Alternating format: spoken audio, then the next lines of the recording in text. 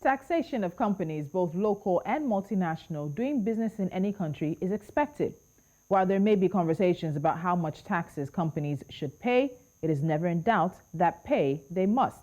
But when it comes to the issue of multinationals and tax in particular, the data shows that tax evasion and tax avoidance is a major problem for African tax regulators.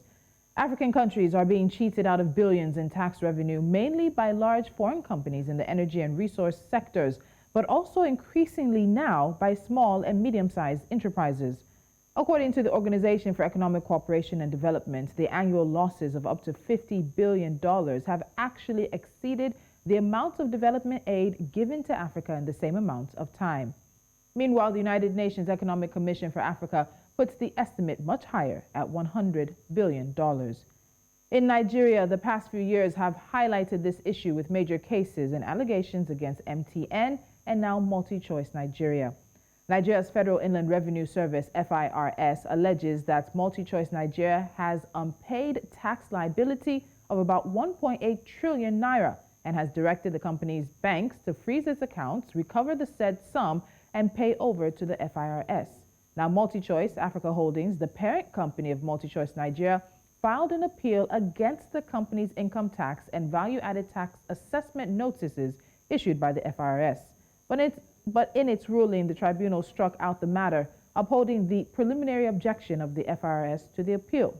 This is just one more stage in a case that has focused attention on the FIRS and Nigeria's tax system. Today, we're breaking down the latest and we'll be looking at what could happen next in this case. I'm Tolulope Adeleru-Balogun. Welcome. This is Business Edge.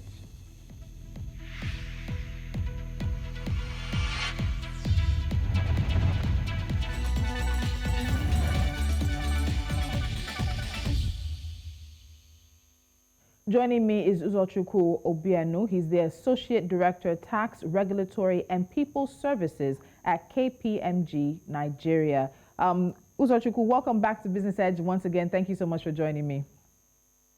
Thank you for having me once again.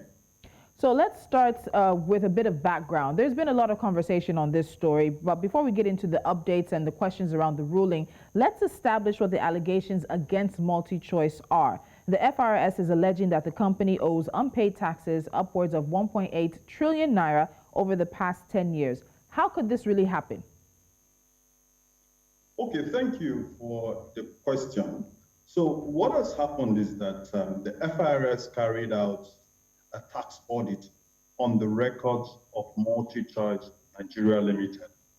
Now, what we have in Nigeria is a self-assessment regime where taxpayers voluntarily at the due date for filing and payment make their tax returns and submit same to the Federal Inland Revenue Services.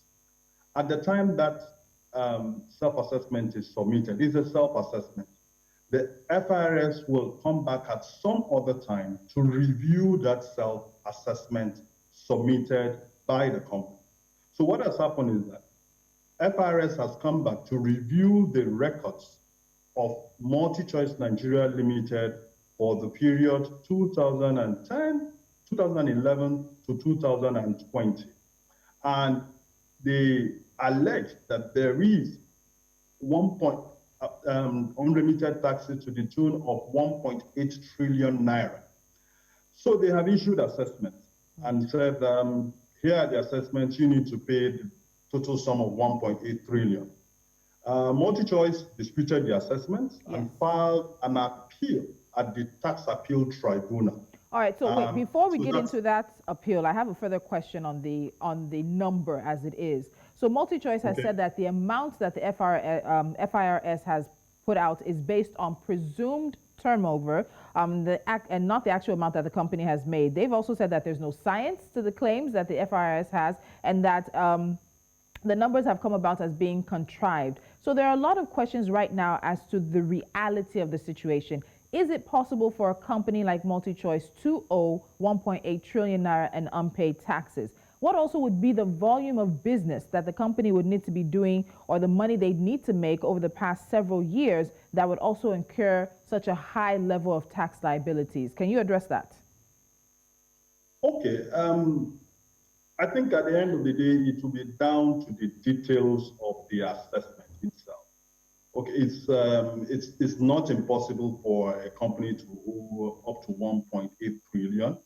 The tax rate in Nigeria, the corporate income tax rate in Nigeria is 30%. So if you walk that back, it will give you an idea of about how much a company that is alleged to be owing 1.8 trillion should be making.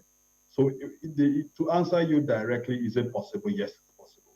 But it will be down to the details in terms of what are the elements of the adverts and the elements of alleged unreported income where that exists in the assessments that were issued by the tax authority. Okay, so quick follow-up on the FIRS's responsibility here. So you said Nigeria is operating a more of a self-reporting sort of tax system for many companies. And this allegation spans 10 years. And then eventually, at one point in time, the FIRS will come and audit. It took them how long to audit 10 years worth of data and information? Isn't that also pointing to some lack in their own capability, some gap as well in the regulatory structure that enables the FIRS to do what they do? That's a very good question, and one that has received a lot of attention lately. Now, our Companies Income Tax Act provides that the FIRS has a 6-year window. We call it statute of limitation, within which to come and look at the records of a company. So any period beyond the 6-year window, the FIRS will have to prove willful default, neglect, or fraud for them to be able to go back to as far as any period beyond the 6 years. So if you look at like the case before us now, yes, it's one that must have been under a form of forensic or investigation. So what happens is that when the FIRS is able to prove that willful default, neglect, or fraud, the law allows them to go back to look at earlier years under an investigation exercise. So that's the only way the FIRS can go as far back as 10 years. But what we have seen is that you may get an invitation or a notification saying that we would like to investigate your company without necessarily attaching any proof of such allegation of fraud, willful default, or neglect. But there's been recent cases, particularly the case with the Citibank and River State Internal Revenue Service, where it was held that you needed to prove that there is fraud or willful default or neglect for you to be able to go that far back.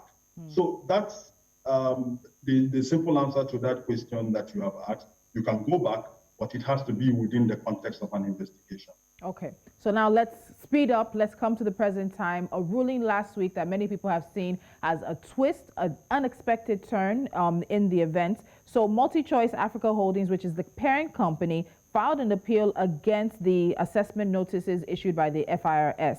In the last ruling, the tribunal struck out the matter, upholding the preliminary objection of the FIRS. So part of this is coming down to more technicality rather than the merits of the case. And this is where we've heard from Multichoice now. So what they're saying is that according to Order 3, Rule 6 of the Tax Appeal Tribunal Rules of 2021, they only need to deposit a certain amount of money. So the contention right now is on what to be deposited. The FIRS is saying 50% of the sum that is in contention as being the liability, but they are reading, that is Multichoice is reading it to be half of the assessed amounts being disputed plus 10%. So where are we? Because there are a lot of people who are saying that the confusion caused by the ruling is not good for business in Nigeria. Okay, let me provide a bit of context so that it will be easy for us to understand. There are actually two cases, okay? One between the FIRS and Multichoice Nigeria Limited. This is with respect to companies' income tax. This is the one that we discussed earlier, the 1.8 trillion liability covering 10 years. Now, that has been with the TAT for a bit now.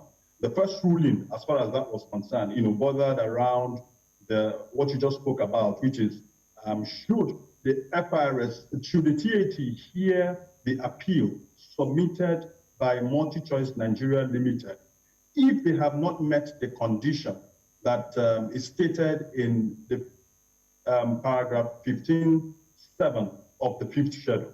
Now, that's one case.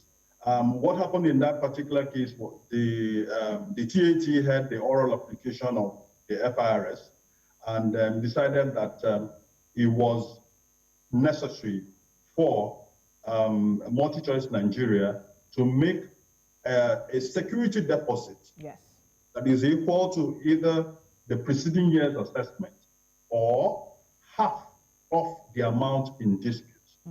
That's one case. There's another case where this one is between the Multichoice Africa Holdings BV and the FIRS, and this one borders on VAT alone.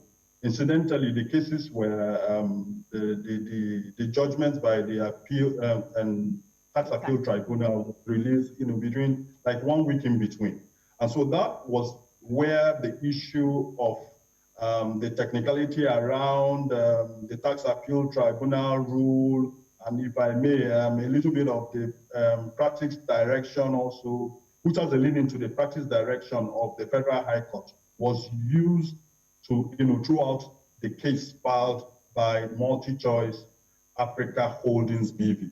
But if I may focus on the first case, which is really the one that has received so much airplay and discussions amongst players as well as companies and multinationals. The fact of that matter was that the FIRS Establishment Act did say that when a case is filed at the appeal tribunal for the first time, the FIRS needed to prove, mark my words, to prove that it was necessary for the taxpayer to, put aside a security deposit. What is generating the conversation and what people are interested in is, what is that proving? What process needs to go into that? Because we didn't see it in the two cases that were being discussed. We didn't hear or understand the basis upon which it was decided that the FIRS has now proved that yes, the taxpayer needed to set aside a sum as security deposit. Okay, wait, before you go into the second thing, we need to take a break, but when we come back, we'll pick up on that, because the question of the burden of proof on who does it rest in any tax case, and again, going through the process of the tribunal and getting a judgment is one that many people are watching very closely. So we'll pick up the thread of the conversation from there. We're looking at the Multichoice versus the Nigeria Federal Inland Revenue Service in this massive 1.8 trillion naira judgment, or rather allegation, that has been laid against the company. And then the burden of proof. Who has proven what and who has to prove what else? The conversation continues right after this.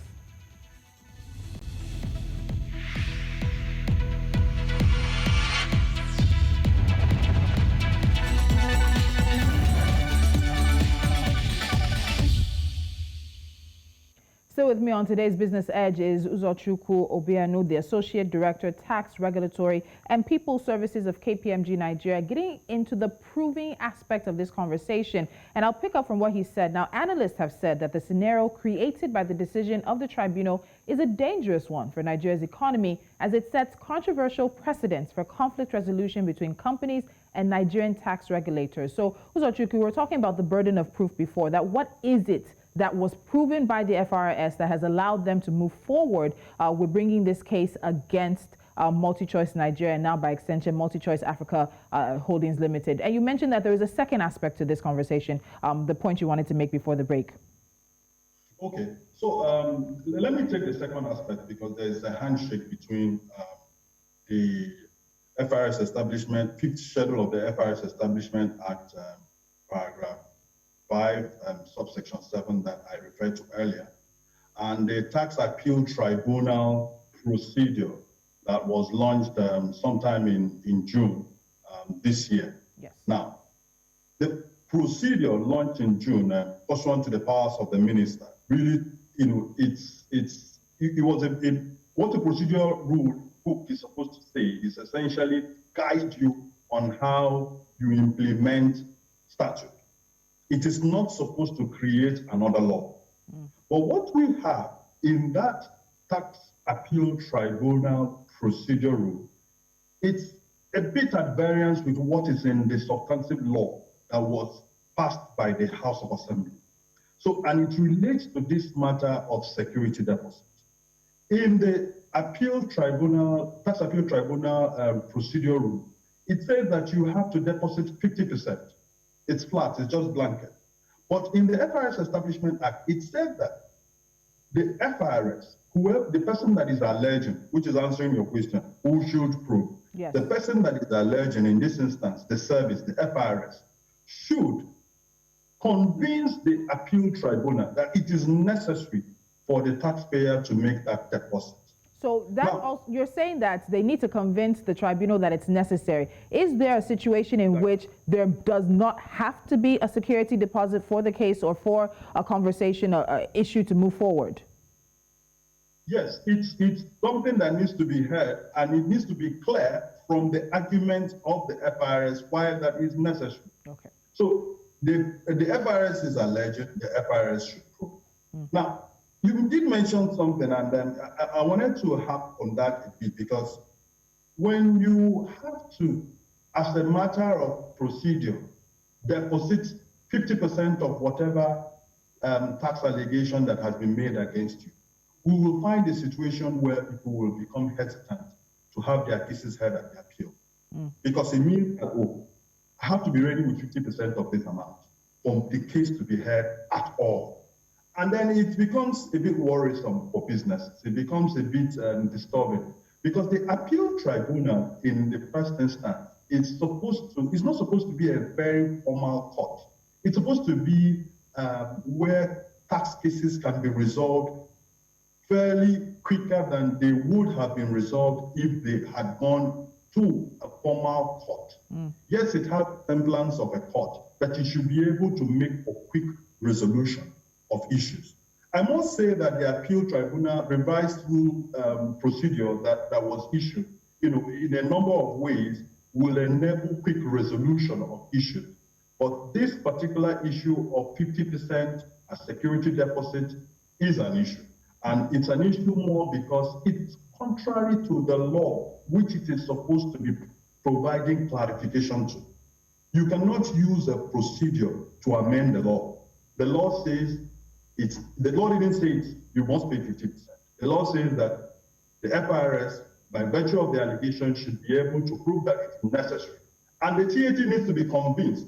Now, that argument is what we're hoping that this case will be able to establish for taxpayers. What makes an argument, a convincing argument for the deposit of a security deposit or of a security sum of that amount? So that was one major area that we're hoping we'll get clarification, but we didn't. So I'm expecting then that you will probably agree with those who have expressed a level of fear with the judgment that was handed out last week. There are those who fear that now that any company that dares to challenge the FIRS could actually be run out of business because of this constriction of cash flow, this issue of needing to have a security deposit. And there are those who said that by the time such a company is fined and slammed with such a hefty sum of money to pay before an appeal can be heard, then the future of the company, the future business is also in jeopardy. Do you have that fear as well, if this is basically allowed to stand in the manner it is right now? Definitely, this is one area that needs further clarification. And I say this because within the space of 2 weeks, there's been 2 judgments, like I said earlier. The case between Multichoice Nigeria Limited and the FIRS, the company's income tax case, the one of the 1.8 trillion. In fact, the judge, the chairman of the appeal tribunal, indeed relied on some of the sections of the FIRS Establishment Act to agree that it was necessary to pay a security deposit, but it mustn't be half of the amount. It could also be the tax due from the preceding year, which was what MultiChoice put down as security deposit, the sum of 8 billion naira. Okay. It wasn't based on 50%. But the second case, which is the VAT case, unfortunately, the judgment is not yet publicly available as such today. So we have to just rely on the news on, as it were, on the day that the judgment broke, was the one where it was expressly about 50%. Oh, look, you don't have 50, you've not put down 50%, and so we can't hear. Isn't that a denial of justice in a way when you monetize an ability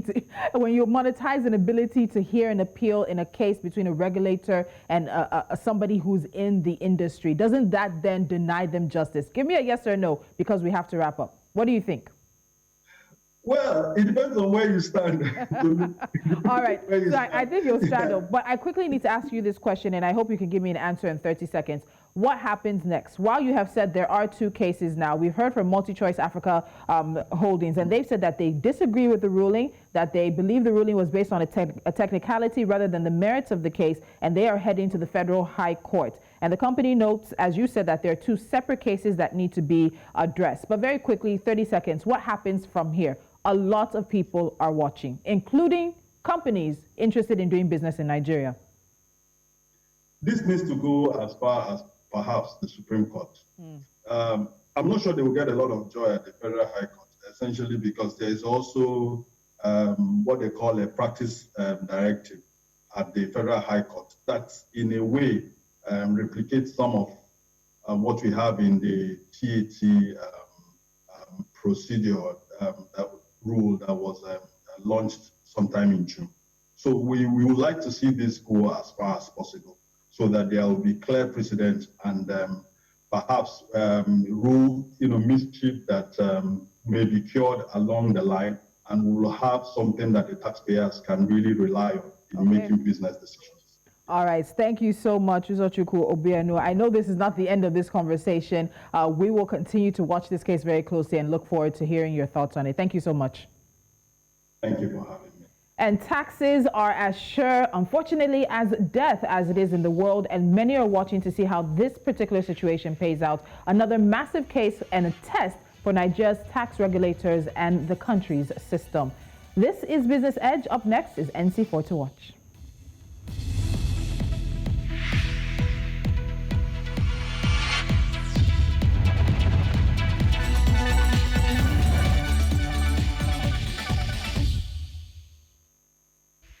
And a few stories we're keeping our eyes on, and it starts us off in the northern part of the continent, where Egypt's growth is projected at 4.9% in the current financial year 2021-2022, driven by a boom in the telecommunications sector, in private consumption and investment, as well as the return of foreign direct investment. The Central Bank of Kenya has collected 31 million Kenyan shillings worth at the weekly Treasury bills auction out of 24 million Kenyan shillings offered, representing an oversubscription of 131.14%. MTN International is offering bonus shares to Kenyan investors keen to buy into the sale of 20% of MTN Uganda in an initial public offering worth $250 million. It is considered the second largest IPO in East Africa after that of Kenya's Safaricom in 2008. And finally, Olam Farms in Nigeria has unveiled plans to increase its current production capacity of 120,000 to 240,000 metric tons by 2022. While Nigeria's rice milling capacity currently stands at 5 million metric tons, it has not been able to meet the consumption average of 6.8 million metric tons. Although the country is said to be the largest producer of paddy, that is unprocessed rice, not much is being off-taken by millers. And that's Business Edge for today and also for this week. Thank you so much for joining us. Don't forget to follow us on our social media timeline and also, of course, download our mobile app. And once again, welcome to Limex subscribers across Russia. News Central is live in Russia, so make sure you spread the news. Let Africans in the diaspora, Africans in Russia know that there is one stop, one shop where they can get all the latest from the continent. I'm Tolulope Adeleru-Balogun. Do have a good one.